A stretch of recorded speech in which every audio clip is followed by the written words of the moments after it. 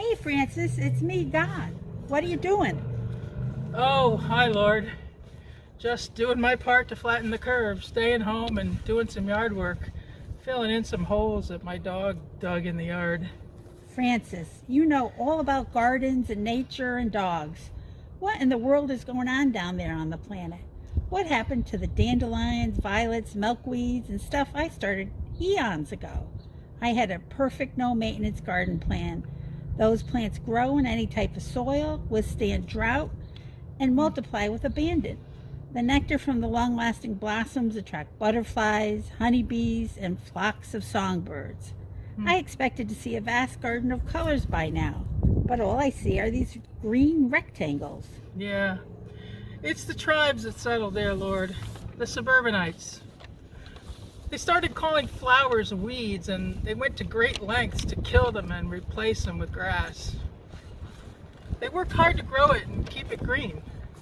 They begin each spring by fertilizing grass and poisoning any other plant that crops up in the lawn. The spring rains and warm weather probably make grass grow really fast. That must make the suburbanites happy. Well, apparently not, Lord, because as soon as it grows a little bit, they cut it, sometimes twice a week. They cut it? Do they then bale it like hay? Well, not exactly, Lord. Most of them rake it up and put it in bags. They bag it? Why? Is it a cash crop? Do they sell it? No, in fact, they do just the opposite. They pay to throw it away. Now, let me get this straight. They fertilize grass so it will grow, and when it does grow, they cut it off and pay to throw it away? Yes, Lord. These suburbanites must be relieved in the summer when we cut back on rain and turn up the heat. That surely slows the growth and saves them a lot of work.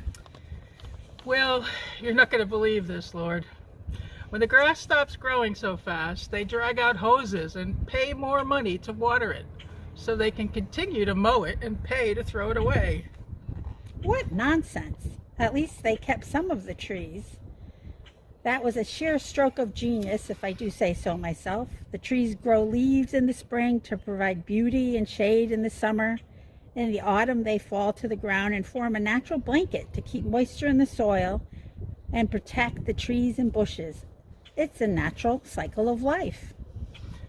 Yeah, well, you better sit down, Lord, because the suburbanites, they've drawn a new circle. As soon as the leaves start to fall, they rake them up into great piles and pay to have them hauled away. Yeah, really. They do. No. Yeah. What do they do to protect the shrubs and tree roots in the winter to keep the soil moist and loose?